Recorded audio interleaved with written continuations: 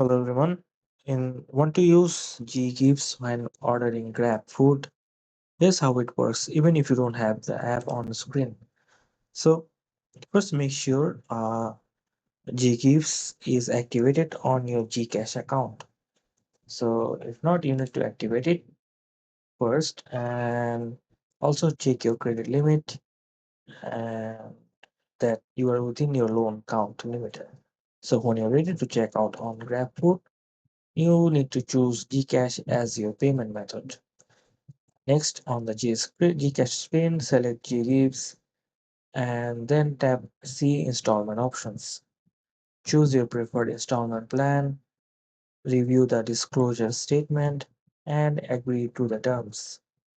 Then just tap Pay with Ggives.